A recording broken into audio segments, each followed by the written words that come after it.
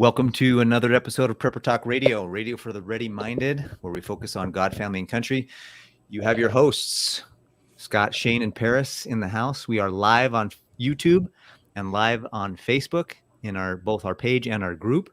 So we're excited to be live, and those that are listening and watching live with us, we're excited at the comments and sharing our thoughts and feelings today. We want to just remind everybody that right now, with all the threats that are coming down the pipe, we're heading into the flu season, and they're trying to create another you-know-what. So make sure you head over to Jace Medical, get your antibiotics, get your what they call your off-grid pharmaceuticals, and pick up some ivermectin. Actually, they just started offering ivermectin, and you can go through and click through and get some ivermectin. You know what? You know why we need that, by the way. Right? Everyone's talking about how there's like this thing happening again, and it's like, dude, get your ivermectin. We got JaceMedical.com. Go and use Prepper Talk as your code to get $10 off there.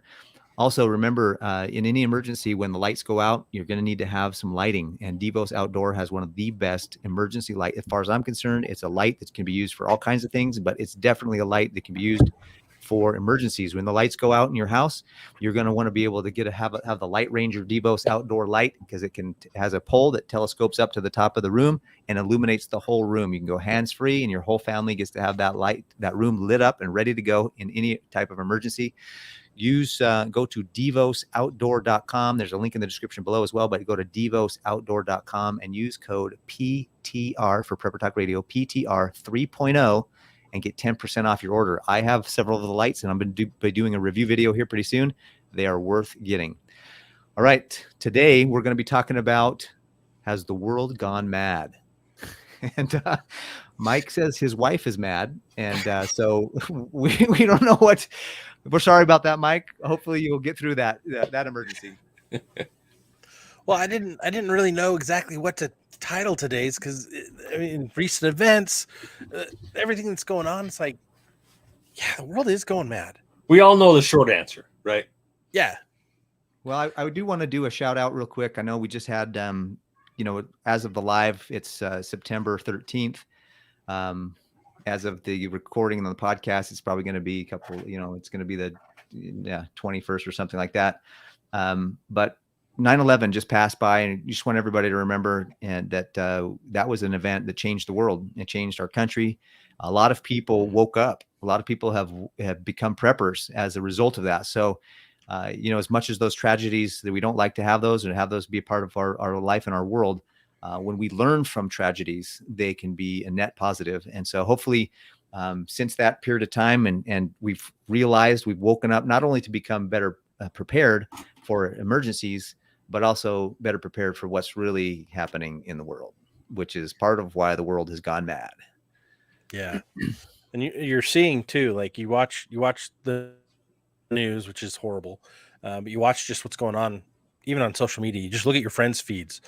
And over the last probably 7-8 years, it is polarized. Have you noticed that? It's like your left-leaning friends and your right-leaning friends, like it's the polarization between them has gotten further and further. And like all these kids I went to high school with, like they were all friends together at one time. I look back at it now and I'm like, they've unfriended each other. They can't stand each other because they don't know how to talk about things.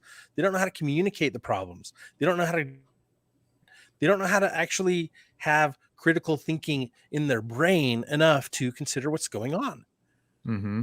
And they just focus on their issues and think, hey, all is well and good if people are robbing and looting because they want to move a leftist agenda, it's all okay. It's fair. But as soon as you defend yourself, they're like, oh, you're racist. And it's like, how? I used a gun, or I stood up for myself. I vocalized my concerns with what's going on. People, it's weird. It's weird. Well, we only actually have 10 days left, right? Till the end of the world. Yeah. Oh, okay. Right? September False 23rd. flag coming, right? False flag coming. 9/23. Yeah. I've seen this post everywhere. Yeah, so many things from, of course, The Simpsons, which are always in there somewhere, right? To people thinking that the rapture is going to happen on the 23rd, which is the end of the world to some people. But if you go through, and I wish I had a list of all these movies that actually refer, there's upwards of a dozen different movies that actually refer, or the event in that movie happens on September 23rd or 22nd. And there are literally dozens of those movies. And I'll compile a list and share that with you somewhere. But it's pretty compelling that I'm using the air quotes, they are going to do something on the 23rd. Whether but is it about it or not. This year in all those movies, is it the 23rd of this year, or is it It's just It just September says 23rd? That's the September thing. 23rd. Yeah. Yeah, so it could have been last year and we all missed it, or it could be next year and I'm going to miss it again because I don't care. It's just it's insanity. It is funny to see that, though. The other thing too, that there's supposed to be some big event. They're supposed to plan some test, like a emergency broadcasting kind of an event in October. October 4th, I believe, isn't it? Yeah. And that's so that it's like blackout thing that they're saying test for the entire nation. What if there's a blackout? Here's your radio check. All phones, yeah. I think every single cell phone, regardless, is going to get this emergency test. We had one last year, year before, something like that. And yeah, but also what happens in October as well.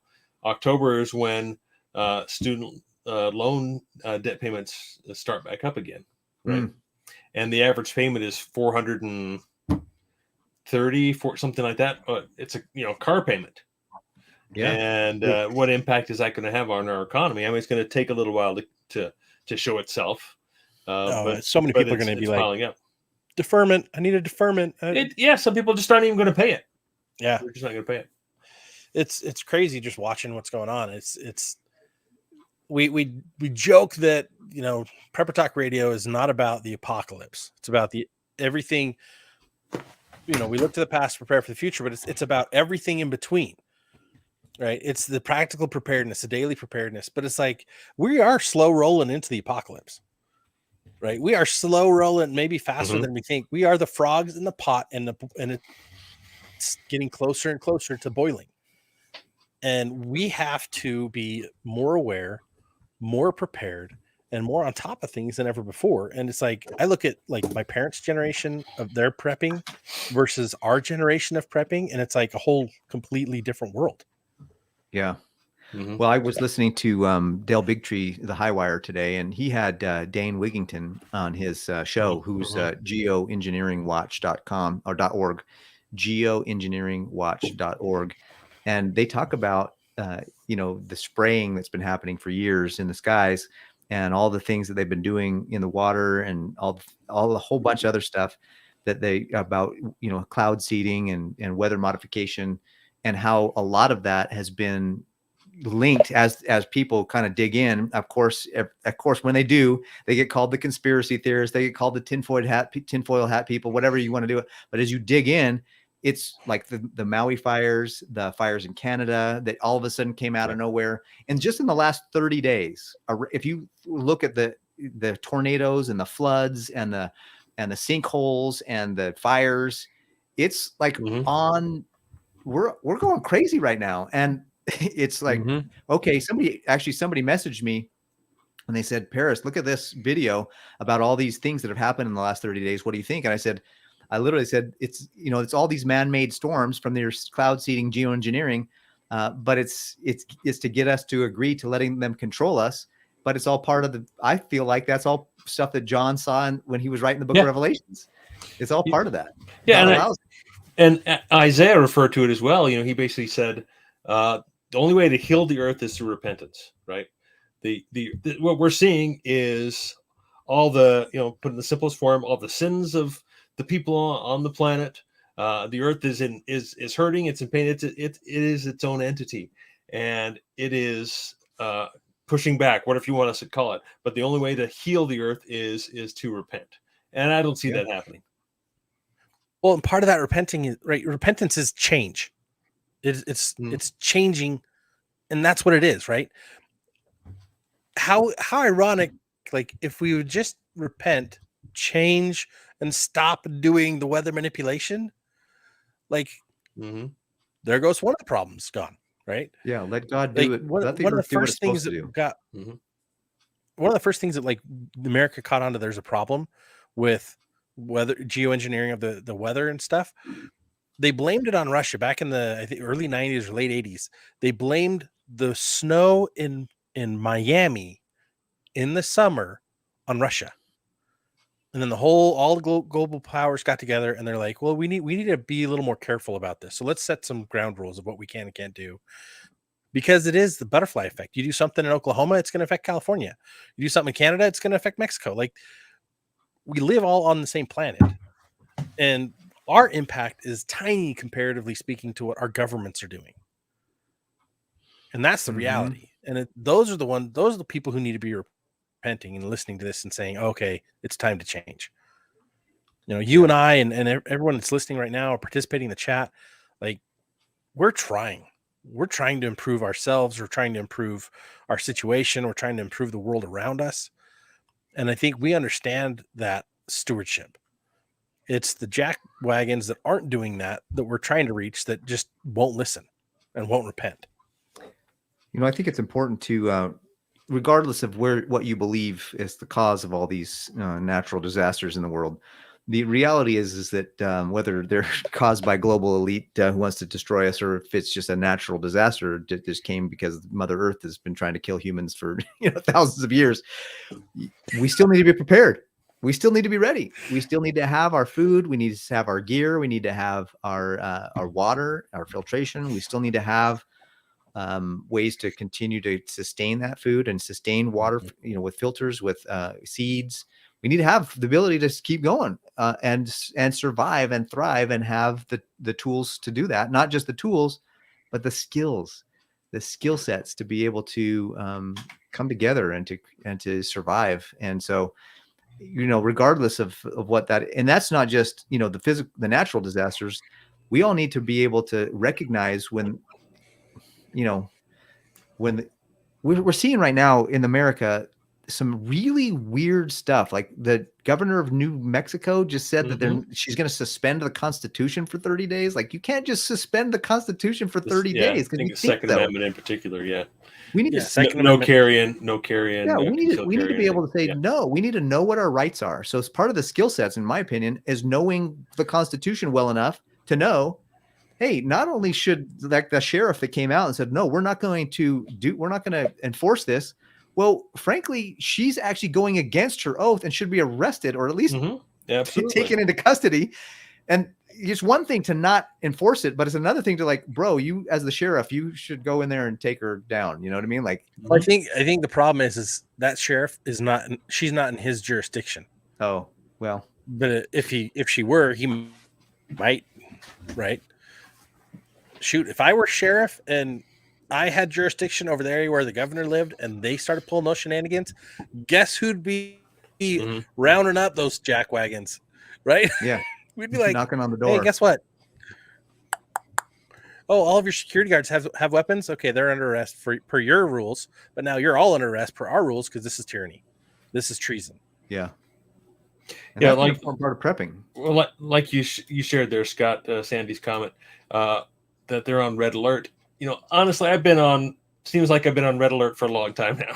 Unfortunately, is there a time when we shouldn't be on red alert nowadays?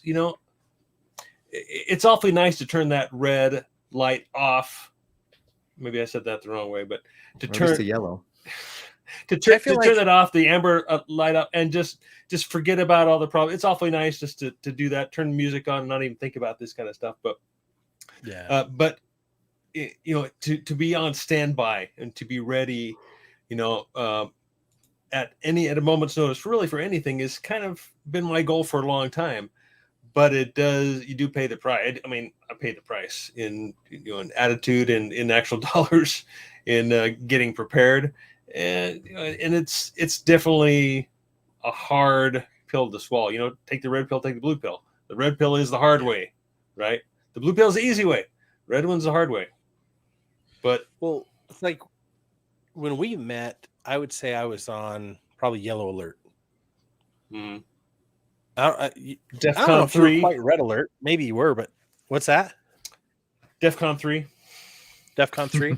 But yeah, like I'm definitely an orange now. I'm not quite red, but I'm definitely an orange going, hey, let's as soon as that apocalypse warms up a little bit more, I'm going to be popping some popcorn, and I got plenty in food storage, and watching the show some more, because it's getting to be very entertaining, the rhetoric at least, but it's not fun to watch people suffering.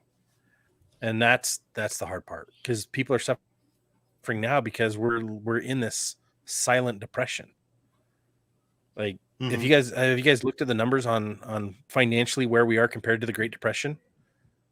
Yeah, we're either right there or we're beyond it on some. We're beyond it. Some statistics, yeah, based on our income levels compared to inflation. And so what's interesting is people, it's happening and it's worse, but people aren't talking about it because they're so used to it being so bad and just expecting it to get worse, which is psychologically pretty messed up. Yeah, absolutely.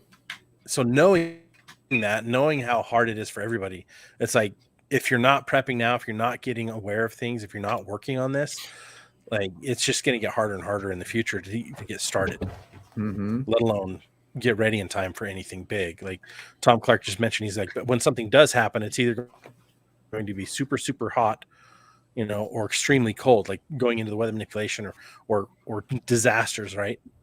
I think there's a lot of people that are banking on something bad happening going into winter. And we've talked about October 4th and some other things going on right now. That, yeah, it could easily be something going into the winter. And it's like, okay, how are you going to heat your home? Have you planned for that? The three of us have. But you, the listener, have you planned for that? Or have you planned for what happens in the summer if you're out of power? How are you going to stay? How are you going to acclimate to that new life of no power? All your food is spoiling in the fridge and the freezer. Do you know how to preserve that food quickly? Yep. In our last episode, Jeff mentioned that his town a couple of years ago was out for 14 days of power. Yeah, 14 days in winter. That's right? Insane. Yeah, I don't remember what he said, what time of the year it was, but 14 days with no power, half the city.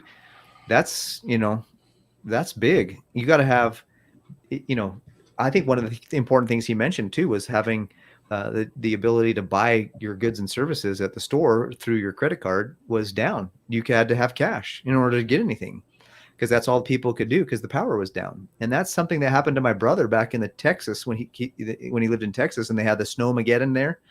He said there was lines out the door around the block at this grocery store, and people couldn't buy anything that didn't have any cash. And so if you don't have your food preps, that's the good thing about having, the food preps in advance, is that you don't have to be standing in lines for grocery stores because you've got most of the stuff you need already in your house, in your basement, in your pantry, in your, in your closet, wherever. And then you have also not just that, but you also have a way to cook it. Because if your stove is electric, and they're trying to get rid of gas stoves, by the way, in certain states. Right. So if your stove is electric and electricity's out, you got to have some way to cook. You got to have a sun oven or a gas oven or a barbecue, propane, something. Prepper tip of the day. From now on, when you go buy tuna fish, only buy tuna fish in oil. Why is that? And here's why. You can use the oil for... You can cook with that oil. You can use that oil as a heat source. Take a paper towel, set it on the oil, push it in, let it absorb that oil, light that bad boy, or better yet, get cardboard and cut it spirally and fit it down. Well, yeah, you can do that too. And like a wick. Take the food out already, but it's super easy. Like, we were playing around with this over the summer, and you could just, and it simultaneously cooks your tuna while you could be boiling water above it. Interesting. Or cooking something else. Like, it's and you could use it as a heat source. Like, there's a lot of little things that sound dumb, but are practical. I stopped buying all my tuna fish in water about 3 years ago when I realized you could use it as a heating source. I'm like, well, moving to oil. Oh no, there's more calories. Oh no. Hey, wait, don't we need more calories in a survival scenario? Yeah, we do actually. Great. So okay, win-win. I don't know. There's so many little things you can do. We had a comment earlier. Sandy was talking about there's red alert for the power company in Oklahoma. You know, we talked about power going out in Eastern Texas for 14 days for our prior podcast episode. Like, reality is if the power goes out in spring or fall, no one's really going to worry for a couple of days. But man, that summer or winter, that's big. Mhm. That's problematic. And then of course, Utah Mike, sardines for me. Ugh. Those come in oil too. Do they? I thought sardines were disgusting when I was younger, but now they're actually okay. They're a little too salty for me, but I'm surprised that I can tolerate it. You go, Mike. That's awesome. That's so funny. Well, I mean, there's not just natural disasters or maybe even some of these emotional disasters, but we got to think about what are we going to do as in preparation for the tyranny that's coming, and if they're going to start to do mandates again, or they're going to start to require you to do certain things. Are you prepared? If I have a boss, if I'm at an employer and I have a boss that's asking me to do something that I don't agree to ethically, morally, whatever, do I have enough money in savings? Am I out of debt? Do I have my finances in order to be able to walk away and be prepared to say, you know what, I'm not going to work for you anymore because I'm not going to be subject to your requirements to work here. Most families, most men, most women, they don't have their finances because everything's great. I just keep making more. They buy now, pay later, and they don't realize they just put themselves in a trap. How do you think the globalists can control us? They control us through consumerism. They control us through debt. They control us through keeping us complacent. And so if you can say, you know what, I'm done with that. I'm going to go become self-reliant. I'm not going to consume things just because the advertisement said it was super cool to do it. I'm actually going to consume things that I need or want or that bring value to my life. And I'm going to focus on getting my butt out of debt as fast as possible. Consumer debt, I mean, houses and student loans and things like that. But consumer debt, you're going to be able to have a lot more power in your life than if you do those things and you prepare those ways. You're gonna have a lot more ability to walk away and say, you know what, I'm not doing that. And we need to stand up to this. When the country was founded, what's interesting is that I found out this statistic, and it kind of blew my mind. When the country was founded and the tyranny of England came to kind of control the new colonies, it only took 3.5%, 3.5% to stand up and say no and fight and win and to give us the freedoms we now enjoy today. I was shocked that only 3.5% of people figured out that tyranny was at their doorstep. That was the first shocker. But then I also was like, wow, it only takes 3.5% of people to stand up to this kind of stuff.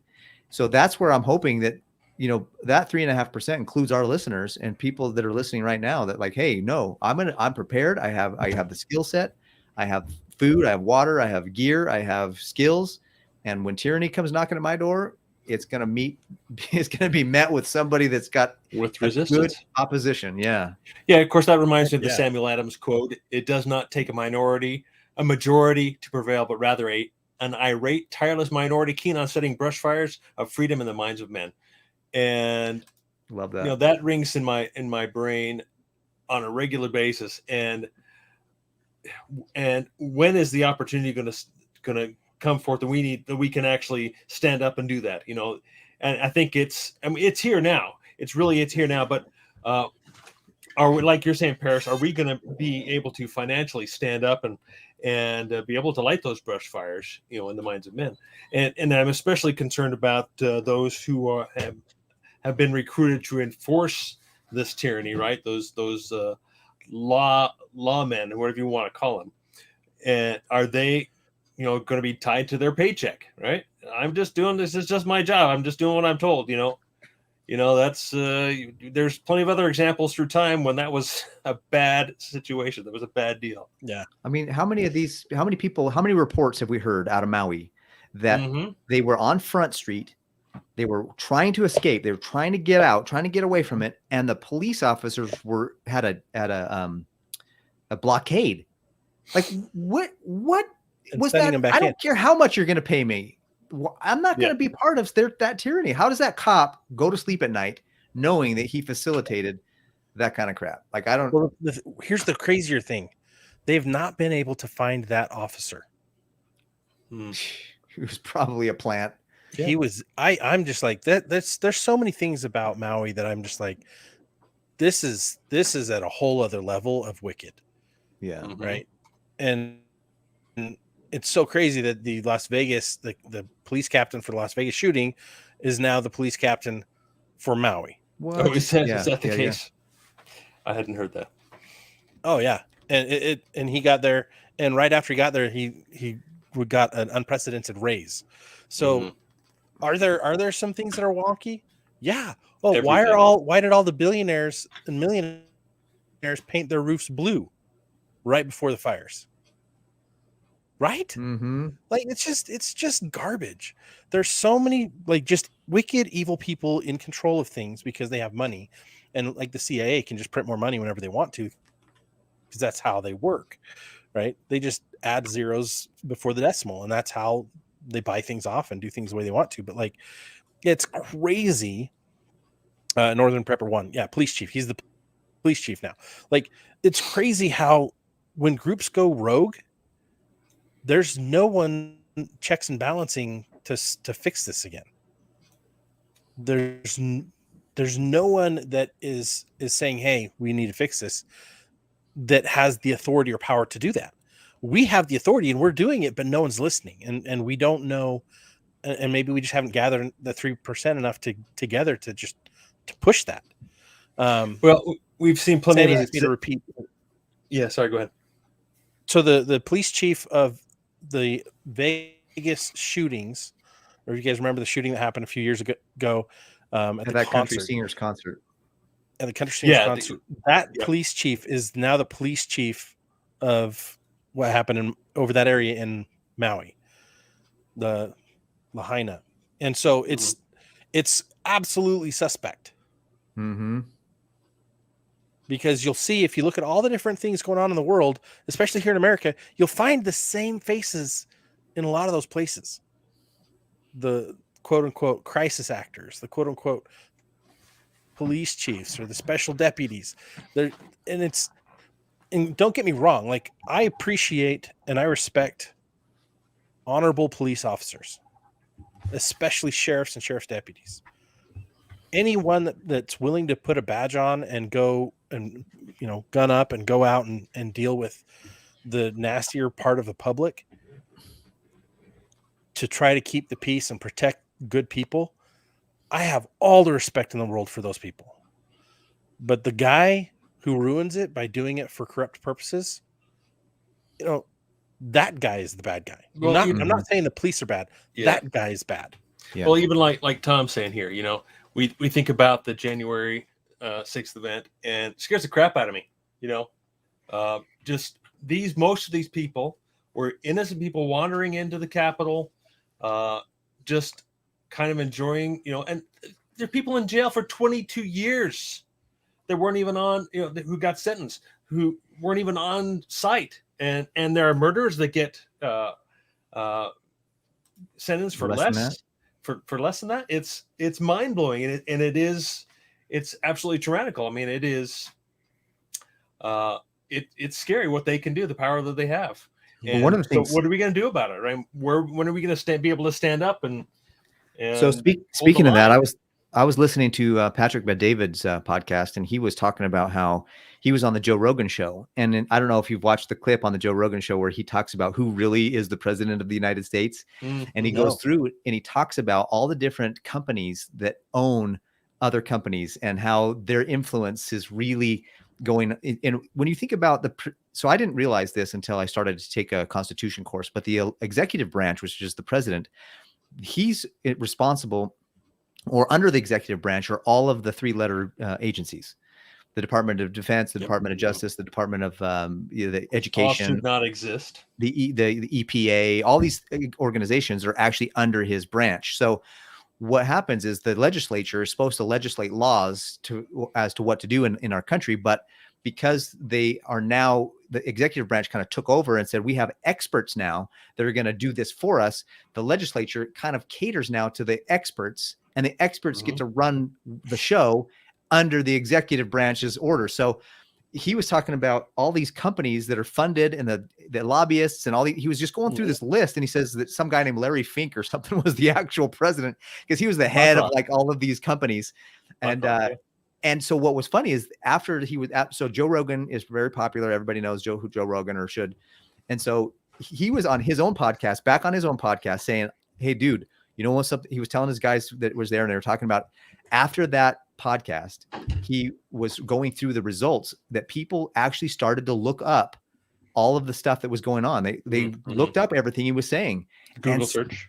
Yeah, they did different searches to find out what he was doing. He says, and certain companies backed off on their ESGs and their DIEs and DEIs, and they started backing off on all of this agenda because people are now starting to approach them. So the awareness is happening. I think the 3.5% or 4, whatever it is going to be, are waking up, and we're moving forward.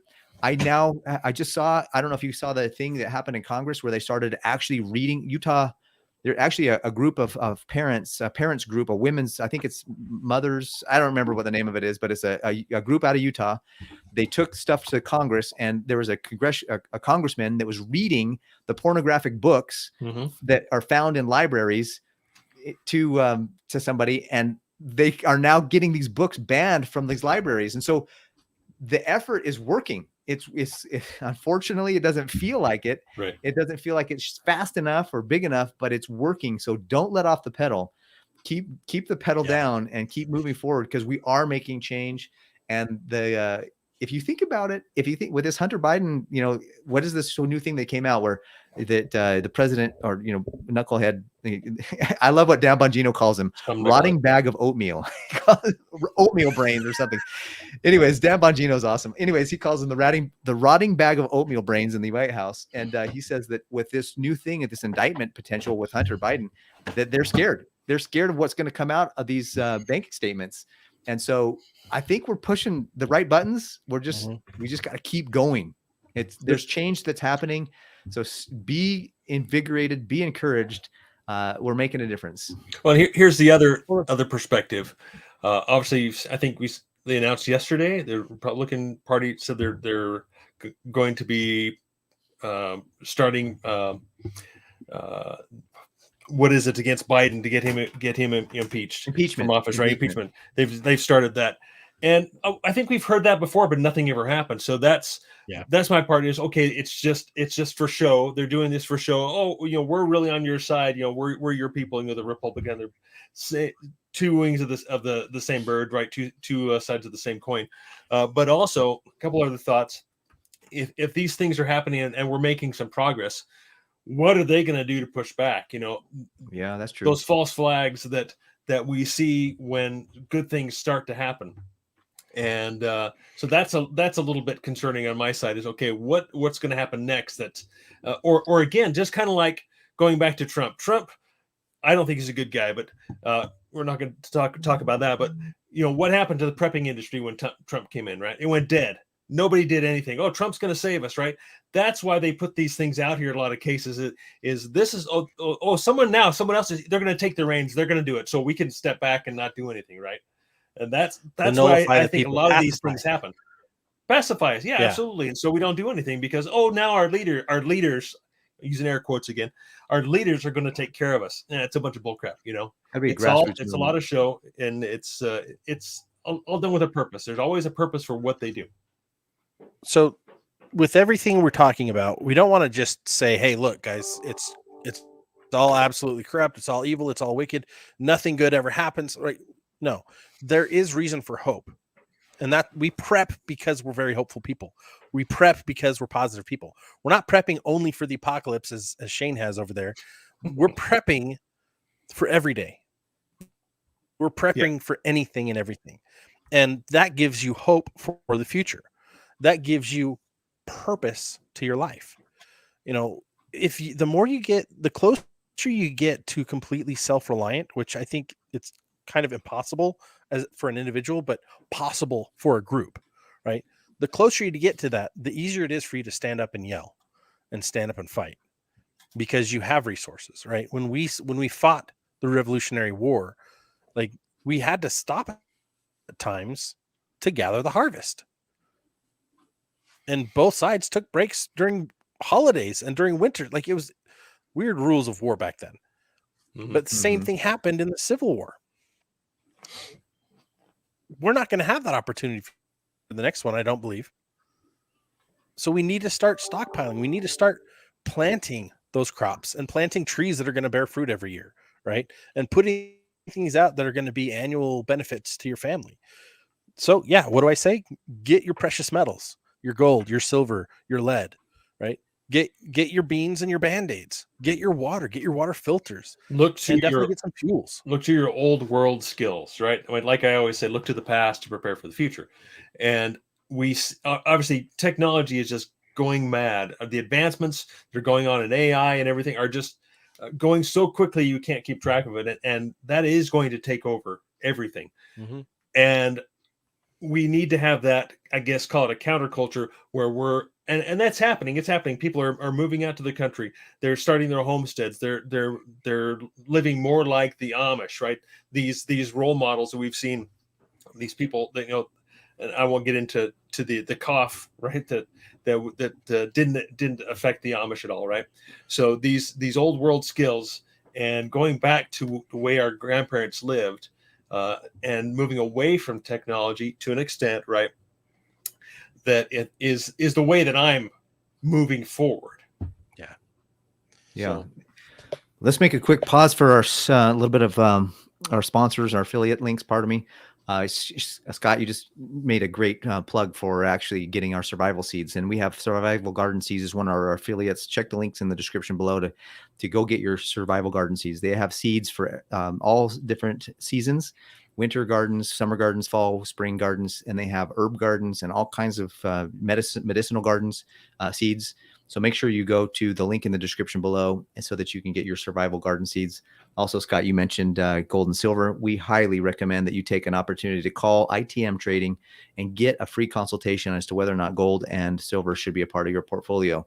Whether you have an IRA and you're worried about what's going on in the stock market and you want them to be able to help you transition that into gold and silver, they'll be able to do that for you as well. So contact ITM Trading at 1-866-257-0481 for a free consultation. It literally doesn't cost you anything to call and get educated on gold and silver and precious metals.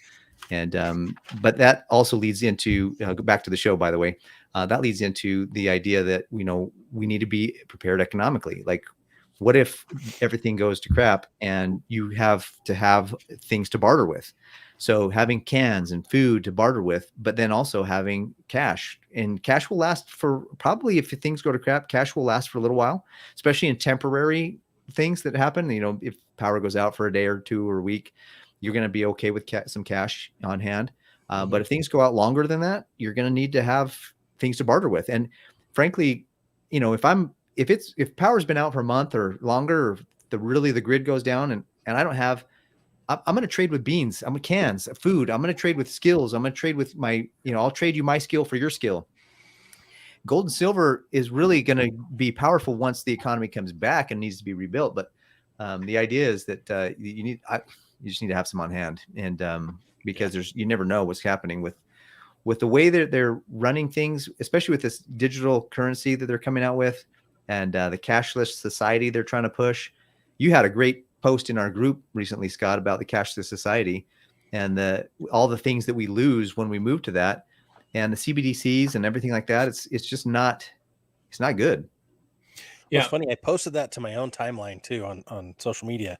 And one of my scholarly friends was like, we're already a 90% cashless society. And I look forward to the day when it's 100%. And there's so many that are too. And I'm like, really? Have you ever had your cards not work somewhere? He goes, if they won't take card, I won't do my business there. And one of my non-prepper friends responded. He goes, I try to go and spend all my money at places that take cash. If they don't take cash, I don't shop there anymore. And I was like, dude, me too. And the best thing, he pointed out the last time he went to go get gas and the card reader didn't work, he went inside and they're like, yeah, our cards are down. So we can only get gas if you can prepay with cash. And my studious college professor friend said, oh, well, that's just ridiculous. I should be able to get gas even if my card doesn't work. I'm like, yeah, and you use cash. And he's like, okay, I see your point, but how often is that really going to happen? And then literally the next All day the he time. replied again. Funniest thing happened. I couldn't get gas because the ATM reader went down. Love it. Mic drop situation. And here- Like that's what you need. Everyone needs to remember Yeah. that. Here's another thing I came across the other day is all this fraud, all these skimmers, all these credit card readers that can pick up your the signal from your card as it passes by. You know, just the other day, I bought some gas, and then all of a sudden there's a bunch of purchases on my fraudulent charges on my card, and so I had to go get another card, and Oh, I had dang. the thought like. It was thought in my mind, just pay cash, walk in and, take a little time, pay cash. I would have avoided this. And that's happening more and more. And it will continue to happen more and more as things go more digital is fraud and theft will continue. And with cash, it doesn't, you have different risks, obviously. And with gold and silver, you have different risks. But I submit that they are far less of a problem than what you. We lost your audio. Yeah. Bumped my cable again. But yeah, there we go. The problems are far less. Well, it's funny because like you remember like growing up how quicksand was always like a big deal, and stop, drop, and roll was always such a big deal, and you always heard about people getting mugged. Mm-hmm. I never hear about quicksand anymore. Mm-hmm. I never hear about people getting lit on fire. Well, really not. I never hear about people getting mugged anymore, like to the levels that I was like prepped as a child. Cash, like, oh, I'm like, dude, everyone is getting their cards ripped off. They're losing money. Like identity it's theft. the skimmers. That's just like, dude, go back to cash. It's safer again for some reason. And it's like the best part is you get to try to teach people math everywhere you go because people don't know how to do change. And it's awesome because you're helping increase the intelligence of all of those people around you. Mm-hmm. Yeah, those poor millennial cashiers that have no idea how to figure out math in their head. You want to increase your personal security? Carry cash, drive a stick shift, and always carry concealed. Yeah. Oh, yeah. Arms can't get stolen. Yeah. Stick shift is the greatest car theft deterrent. Yeah. That's so. Awesome. Yeah, Tom made a comment here. It's time for people to get a freeze dryer. I've actually just been using a dehydrator. Far less power hungry, right? It's a lot easier to power with my backup battery bank and so forth. Obviously, it doesn't do it nearly as much as a freeze dryer does, and we've talked about this quite a bit in other podcasts as well. Is that for me, it's at the bottom of the list. Once all my other needs are filled, if I've got a garden that's kicking out so much food, I don't know what to do with it. Yeah, I think a freeze dryer would probably work really nicely, but dehydrator's been working nicely for me so far. Well, I like the idea. Yeah, freeze drying is fun, but I like the idea of learning how to smoke my meats.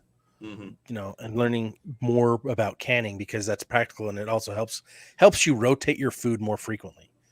Right. The more you're rotating it, the better it's going to be. And learning how to preserve foods and using a root cellar properly. And it's like, those are the skills that work even when the grid's down. Low tech. Yeah. But if you guys remember Minuteman Prep, we had Ben on a few weeks, almost a month ago. Yeah.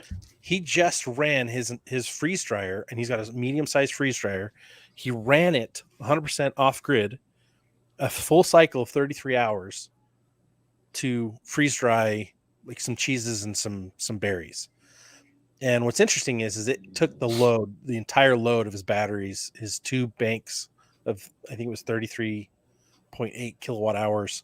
Plus he had it running during the day when the sun was going and everything was charging. It sucked it down. But he's like, it sucked almost everything dry. Wow. So it's like, okay, as long like right now, I would highly recommend if you've got all your other preps, go get a freeze dryer.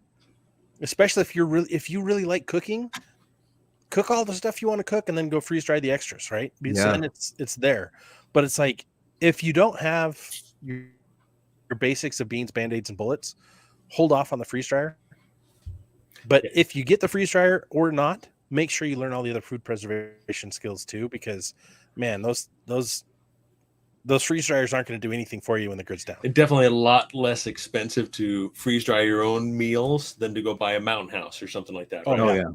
Far less The expensive. amount of money you could spend at Mountain House. Yeah. If you bought a year's supply of Mountain House, you could probably buy 3 freeze dryers.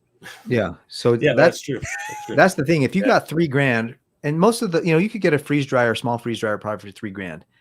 Let's call it $4,000. If you have $4,000 and that's all you have, and you don't have your pantry, you don't have your supply, your 6-month supply, you don't have water storage barrels, you don't have any of that, then freeze dryer should be after you get all that. Like, Yeah. I guess unless you're going to use that to create all your food storage, right? That does make sense. If you're going to store and you're going to go buy and make your own recipes and cook your grandmother's, her lasagna that you just love so much, and then freeze dry that makes a lot of sense. I have a buddy that has a freeze dryer and he cranks that thing all the time. It's constantly going all the time. And he's got so much food now.